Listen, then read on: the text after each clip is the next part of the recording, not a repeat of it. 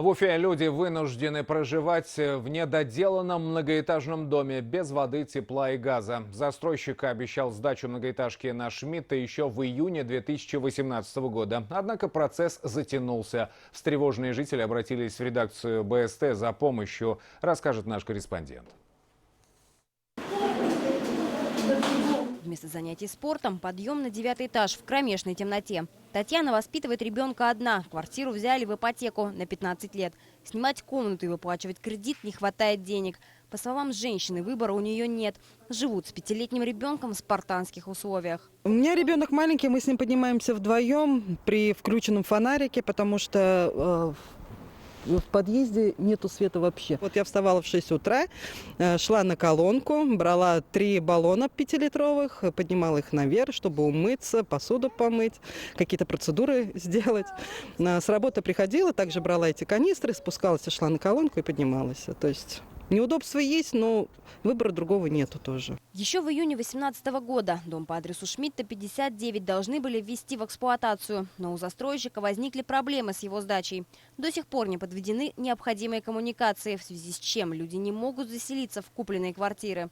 Строительная компания выдала людям ключи с предложением сделать ремонт, пока решается вопрос с документами. Однако процесс затянулся. От нас не зависит. Зависит только от водоканала. Ибо диаметр 500 тяжело отключать. Наш субподрядчик не может без водоканала отключать и сделать подключение водички. Как водоканал говорит, пока этот стык не выполнится, мы вам справку не дадим.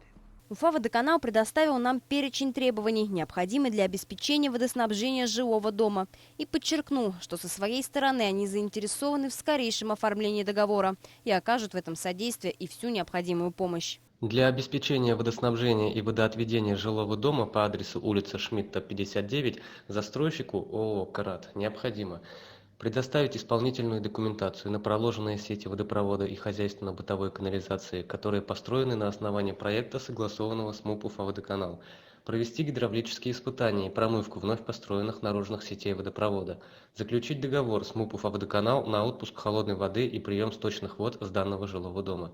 Подчеркнем, что Уфимский водоканал со своей стороны заинтересован в скорейшем оформлении договора на водоснабжение и водоотведение жилого дома с застройщиком, а соответствующие службы предприятия окажут в этом содействие и всю необходимую помощь.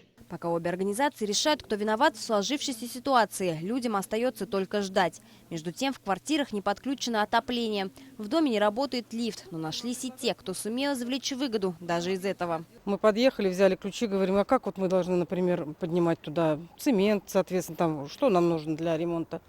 Вот, говорит, показывает он нам. Я говорю, это что, лебедка?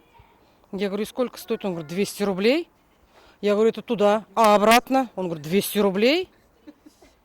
Мы так подумали, такой дорогой лифт, говорим, лучше мы подождем, уж когда лифт дадут тогда. Застройщик не может назвать дату, когда в домах появится тепло, газ и вода. Поэтому жильцов сейчас греет лишь надежда, что их просьбы о помощи услышат, и Новый год они встретят в комфорте собственного жилья. А мы будем следить за развитием событий. Айгуль Хатыпова, Ильнур Ямагулов, Азамат Мухамедшин и Владимир Шевчук. Новости Уфа.